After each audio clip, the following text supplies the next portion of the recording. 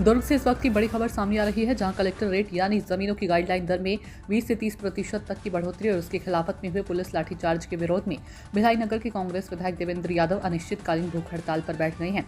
आज सुबह 9 बजे से दुर्ग के महात्मा गांधी चौक पर यादव शांतिपूर्ण धरना पर हैं। पुलिस के प्रदर्शन की 11वीं दिन यानी 1 दिसंबर को पुलिस की सख्ती और लाठीचार्ज में कई प्रॉपर्टी डीलर और आम नागरिक घायल हो गए थे। विधायक देवेंद्र यादव ने इसे भाजपा सरकार की तानाशाही करार देते हुए 3 मुख्य मांगे रखी है। नई गाइडलाइन दर तत्काल वापस और लाठीचार्ज की निष्पक्ष जांच और घायल और प्रभावित व्यापारियों को उचित मुआवजा मिले। विधायक देवेंद्र यादव ने कहा, सरकार के आदेश पर जनता पर लाठीचार्ज को शासन की तस्वीर है। आम जनता और व्यापारी पहले से परेशान है, ऊपर से 30% तक रजिस्ट्री दर बढ़ा दी है। ये लूट है, आम अंतिम सांस तक लड़ेंगे।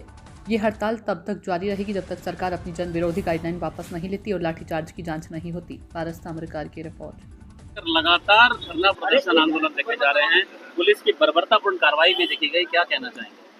देखिए, जिस तरीके से कलेक्ट्रेट दरों को बढ़ाया गया है, ये एक तुगलकी फरमान है।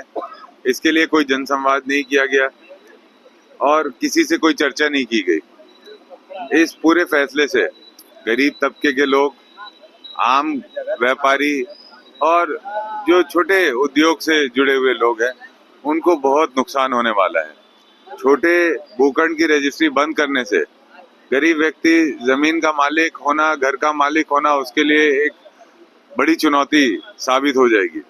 और जिस तरीके से लाठीचार्ज किया गया है, इससे साफ ये दिखता है कि सरकार कोई संवाद नहीं करना चाहती। ये तुगलकी फरमान है। लोग मजबूर हैं कि आप मानिए, नहीं मानेंगे, बात कहने की कोशिश करेंगे तो आपको लाठियां मिलेगी बदले में। तो ये सब चल रहा है। इसके खिलाफ हम 1 दिवसीय उपवास पर आज यहाँ पर बैठे हुए। देवेंद्र जी, लेकिन जब भी सरकारें आती हैं, शासन का बोझ बढ़ाने के लिए किसी न किसी तरीके से टैक्स का करारोपण किया जाता है, टैक्स दिया जाता है। आप निगम में भी रहे, अभी विधानसभा में भी हैं, तो आपकी तरफ से भी एक बार संपत्ति कर बढ़ाए जाने का प्रयोग किया गया था, और फिर इससे लेकर इतना विरोध क्यों? देखिए, ऐसा है कि कोई भी संस्था चलती है, उसमें डेवलपमेंट के लिए अपग्रेडेशन इम्पोर्टेंट है, लेकिन बिना किसी कम्युनिकेशन के, बिना किसी डिस्कशन के अगर आप केवल फैसले पे आ जाओगे, तभी मैंने इसको तुगलकी कहा, क्योंकि इस पर किसी से जनसंवाद नहीं हुआ और ये प्रैक्टिकल नहीं है। जिस तरीके से दर बढ़े हैं, 800% से ज्यादा अधिक के दर बढ़े हैं, तो ये प्रैक्टिकली पॉसिबल नहीं है।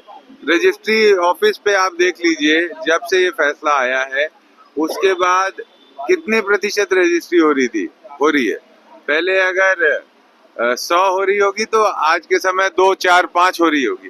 तो इतना डिफरेंस नहीं आना चाहिए ना। अगर ये अच्छा फैसला है तो ये क्यों आ रहा है? आप फील्ड पे देखिए। साथ ही साथ मेरा ये भी कहना है, आपके इस पूरे विषय में विसंगति नजर आती है।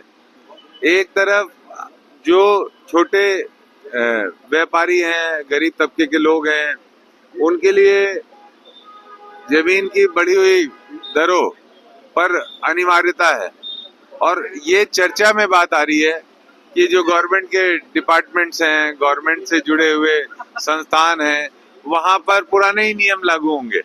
तो ये आपने मकान बनाया है, आपने अपने पसंदीदा लोगों को काम दिया, अब आप बेच नहीं पा रहे हैं, तो मार्केट को, कॉम्पिटिटिव मार्केट को इस तरीके से आप खत्म करने का कैसे प्रयास कर सकते हैं? ये सारी बातें जो गंभीर हैं, जिस पर सोचना चाहिए। पिछली सरकार के